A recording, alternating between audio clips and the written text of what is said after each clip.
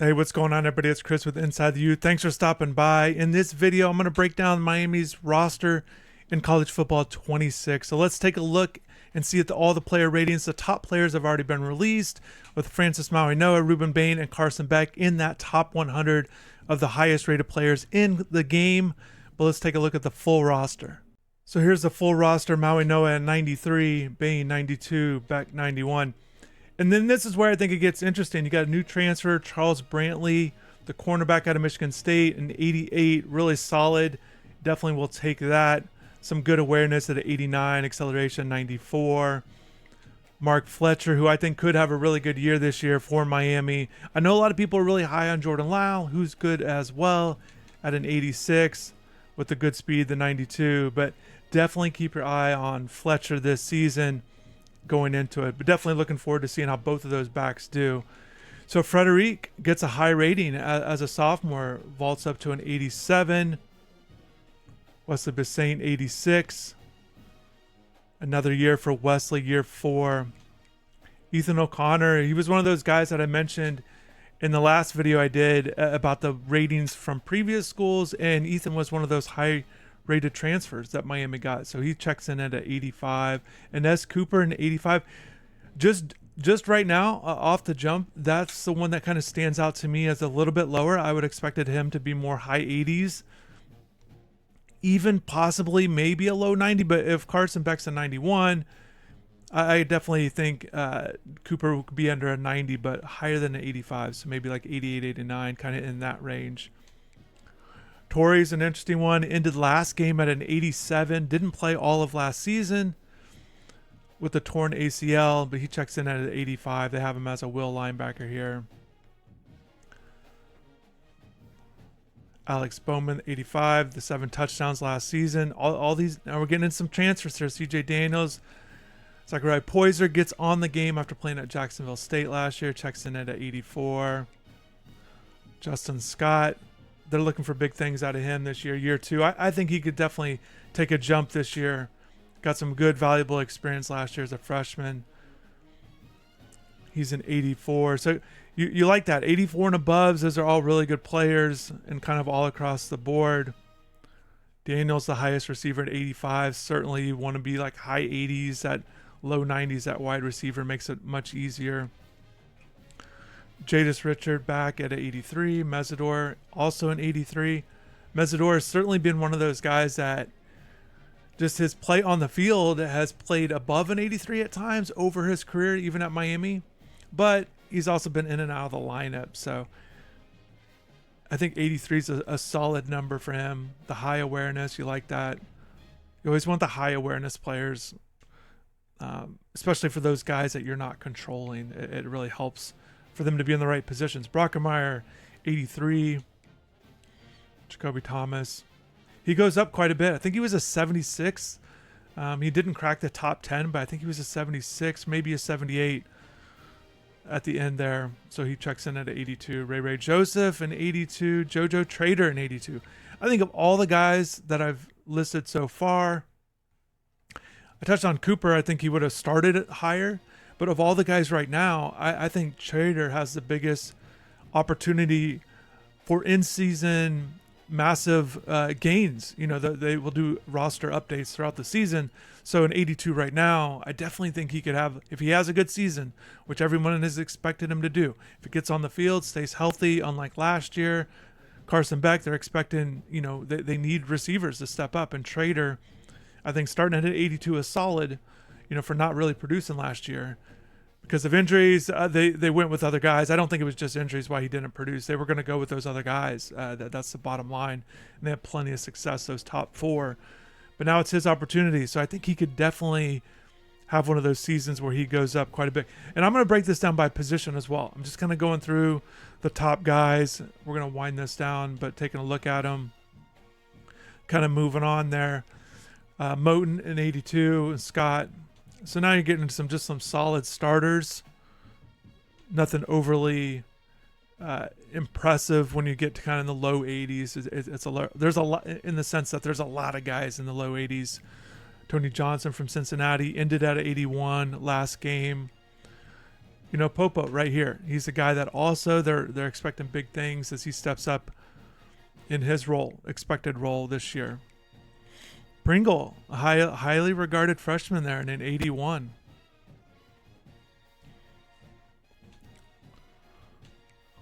Markel Bell, an 81. You know, Marion coming over as a big time returner. Yeah. Hayden, another freshman, is 79 there. Alderman Lucas is low at a 79. They're expecting him to have a big year. There's no doubt about that. He's one of those guys that also could have a big ratings boost, get some interceptions, prove to be a really reliable guy, maybe possibly, or they're expecting maybe the number one corner, even over Frederic. So we'll see, though, with Xavier Lucas. The good size, he's listed at 6'2", 198. Keith Williams, Armando Blunt. Another one of these second-year guys. Miami's got a lot of guys on the roster that are sophomores, second-year guys looking to take big jumps. I touched on Jordan Lyle earlier. Frederic I've mentioned quite a bit. Armando Blunt could be one of those guys as well. You know, a guy that they have really liked since he's arrived as a young player, and he just keeps making strides in his game with making plays as kind of like this bigger end, and he's really looking good whenever I've seen him. You know, I think he's done a good job. Elijah Lofton, another one of these offensive players that could have a big ratings boost throughout the year if he produces like what they're hoping. And Elijah can do so many different things. We saw a little bit last year as a freshman. Again, second-year player, expected to have a big role on the team. So let's go by position here. I'll kind of round this out, make sure you can see all the names at least. Lightfoot there to 77, Pruitt 76, Bonner making the transfer over. Another freshman here, and Antoine.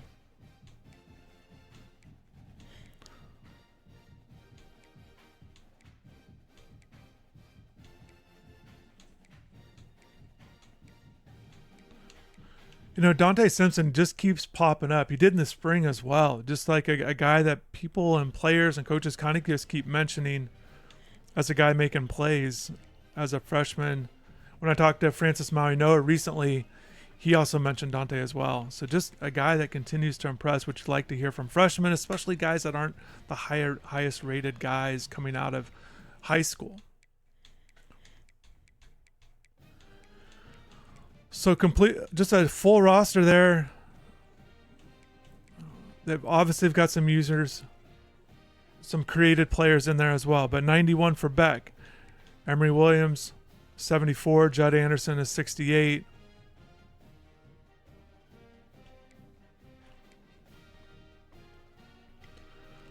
So yeah, definitely you're not seeing Luke Nickel in here. That obviously jumps out. Carson Beck, that's a similar build as what he had at Georgia in the last game.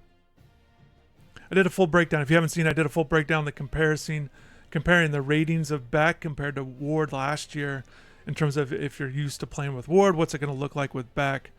And obviously the biggest thing was the running ability, not just the speed and acceleration, but the throwing on the run. Carson not nearly as good as Cam was, but Carson was much better, has a much better rating in play action passing. So that's a big difference between those two. The accuracy and the throw power are all about the same. So Mark Fletcher here, 90 overall. I like that with a 6'4", 225 build. That's a good speed rating. You know, the awareness, break tackles. I think he could be a favorite. When I did the live stream, when I was opening up the pack, I brought up the question, and definitely drop in the comments below on this roster video here, but who do you think is going to be someone on the Miami roster that fans really like, or maybe someone that you really like that doesn't have a huge role? I'm thinking about Chris Johnson last year on the game. A lot of people enjoyed using his speed, getting him out there, using him whenever they could. When I did the Dynasty, I definitely did as well. But who's somebody that you're thinking of using quite a bit, kind of essentially being a little bit of a crowd favorite, who doesn't have a huge role? I'm curious to see how that kind of transpires with people when they play the game.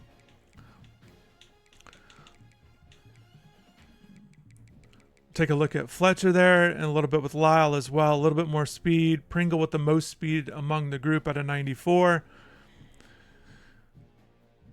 which is a little bit debatable. I like Pringle's speed, but certainly Lyle's got it too, and Lyle showed it last year as a freshman.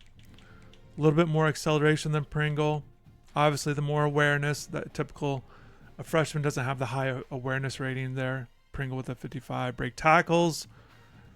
Lyle 83, Fletcher an 85, real close in that. So I do want to look at maybe some spin move stuff. There we go. Spin moves.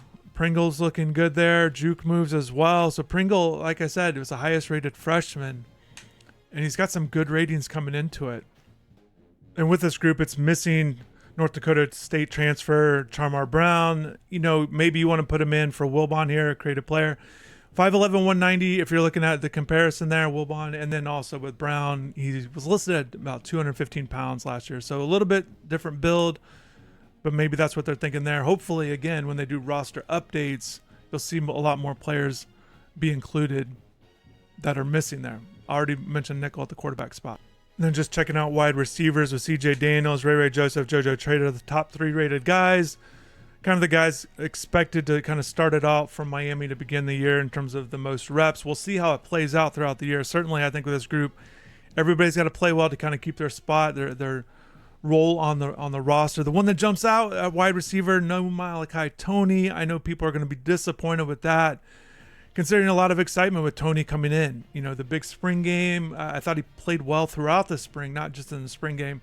Practices I was out there to be able to watch him. I thought Tony did a good job. Obviously, I was really impressed with him and what he did in his final high school game, winning the state title there.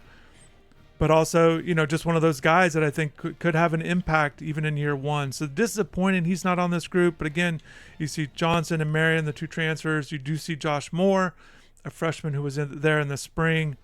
Nikar is there as well. Also, you're missing Upshaw at the wide receiver spot. So just looking at the speed ratings, Daniels doesn't have the biggest speed. You always want to be over 90 plus with your offensive guys that get the ball. 93 for Joseph. Talked to him in the spring. He said he's the fastest guy on the team. Let's take a look at that before we move further along.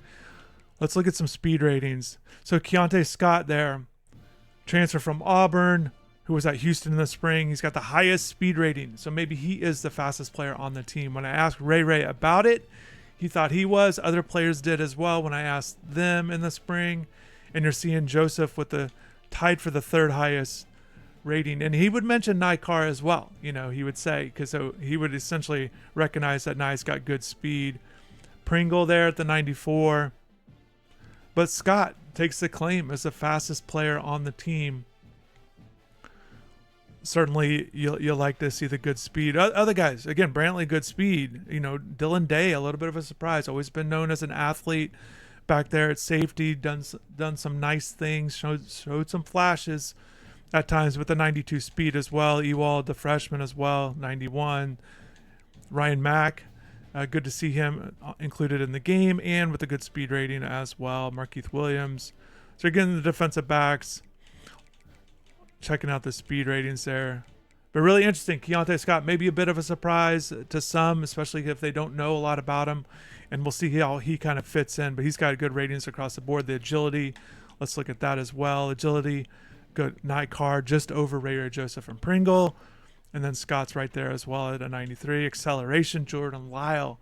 I think that's going to be exciting to kind of play with there at running back with the high acceleration. You like that. As soon as he gets the ball, maybe you can get to that second level and kind of keep pushing forward for yards after contact, or just kind of exploding with big runs on the game, because certainly he's looking to do that all season long. Again, Pringle, Joseph, Scott, those are your fastest players. You see Trader as well in all 3 categories. Let's go back to wide receivers, just take a look at them as well. Kind of wrapping this up. Awareness, Daniels, he's got the most experience, makes sense. Let's look at some catch rating stuff. Daniels, 89. Johnson there, an 86. Very interesting player at Cincinnati. Led them in receiving touchdowns last year with 6. Kind of comes over, providing some depth at the receiver spot. Again, I've touched on Trader earlier. I just think he's a guy that could have a bigger year, kind of increase his rating as the season goes on, he'll get certainly an opportunity to do so. Short route, Johnson there leading that group. Medium route and then deep route. Really curious about this one. Not overly high ratings here. Trader and Daniels at 84. We'll see if they connect on deep balls. Looking at tight ends, again, just a little bit of a solid group, a little bit of an unknown. But again, I think Lofton could outplay his rating here to 79.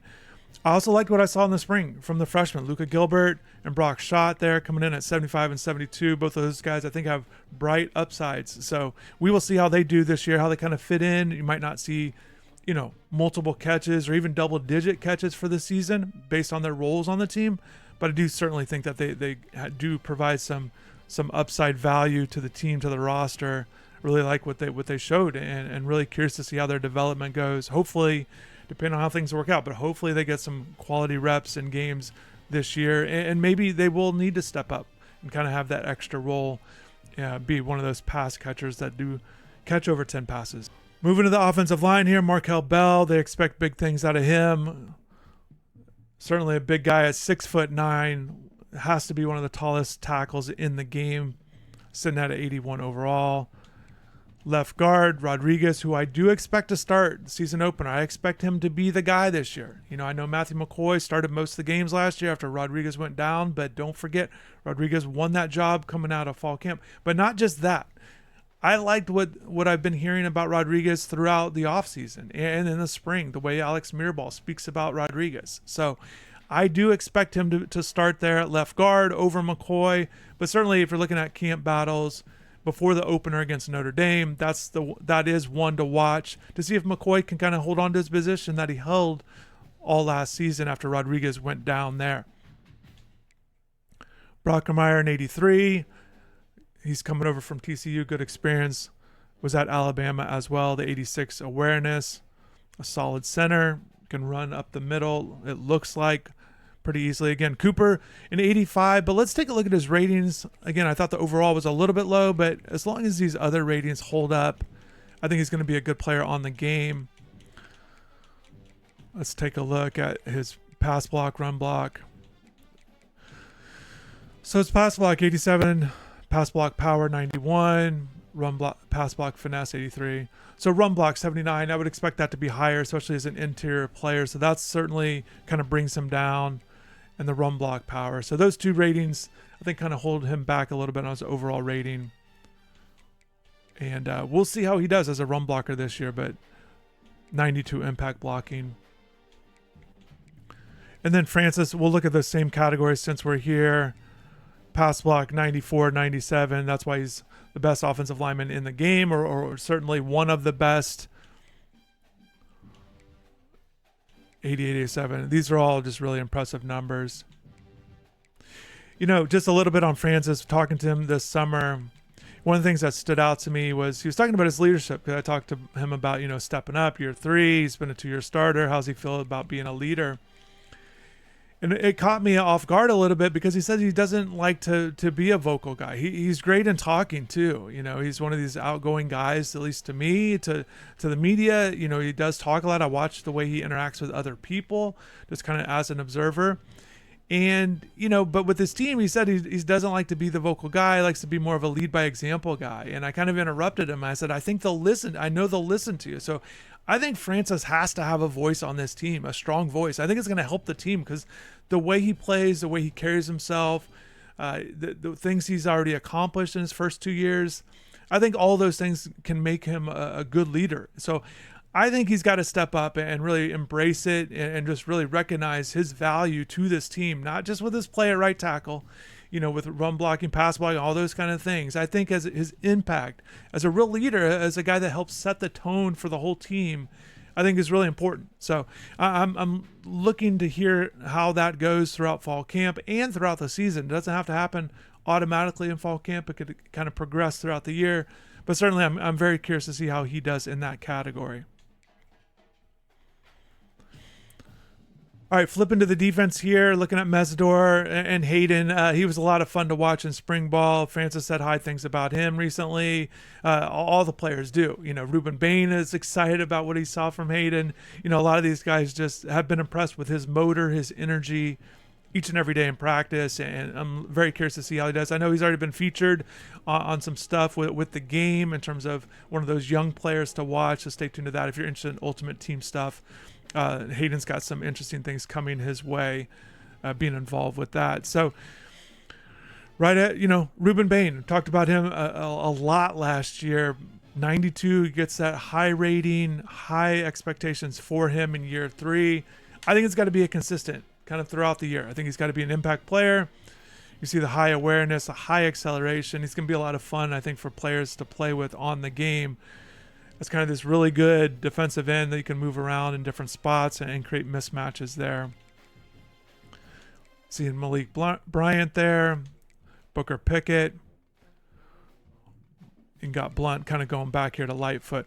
Of the guys, these second-year guys, there's a lot of edge guys, a lot of guys that are expecting to kind of take a step up. To me, if I were to pick one, I would say Lightfoot would be the guy. I think he's got a little bit more of an advantage over a guy like Pickett.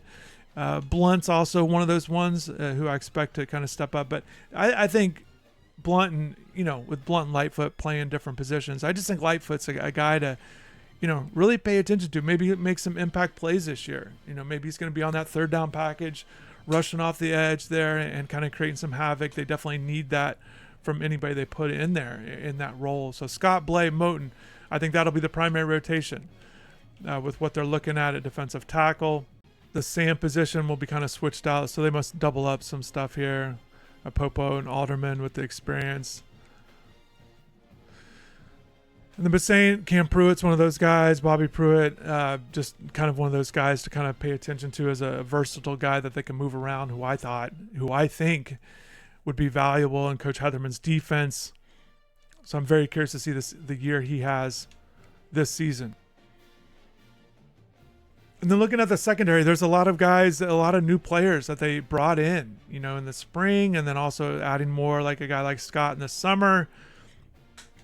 I think if you're looking at the ratings, I'm jumping out down here, all the way down at the bottom here. Damari Brown, didn't play much last year, dealing with an injury.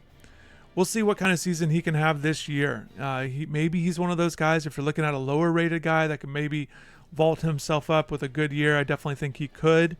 But we'll see. He's certainly in a battle. When you look at all these names, you can see why it's going to be a competitive battle. I touched on the left guard spot, Rodriguez and McCoy in fall camp. But I'm very curious to see how it's going to play out at cornerback.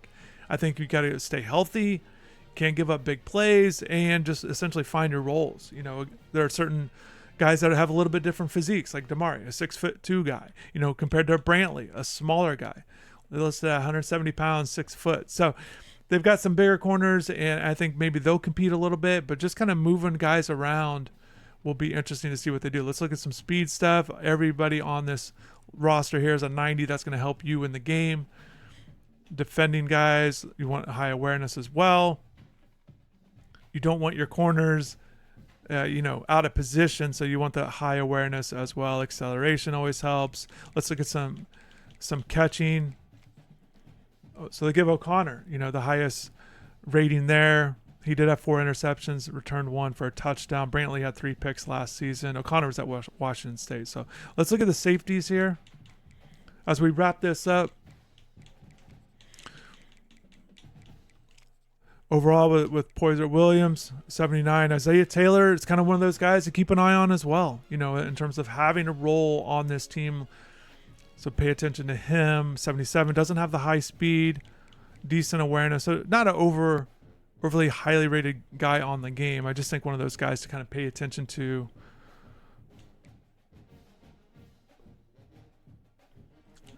Then we got Thomas Day right there at the safety spots, kind of wrapping it up there. And just looking at kicker with Burt Auburn, 81 overall. Didn't convert. He was under 70% last year in field goals at Texas. Then Dylan Joyce is 79. So that is going to wrap everything up here. Definitely stay tuned to the channel for more content. I'm going to continue to put out more content, some things that kind of jump out at me. And always, I'll do roster updates throughout the season, when new roster updates. So we'll take a look at that. Definitely drop in the comments below. What jumped out at you with this roster? What did you like? Who's rated too high, too low?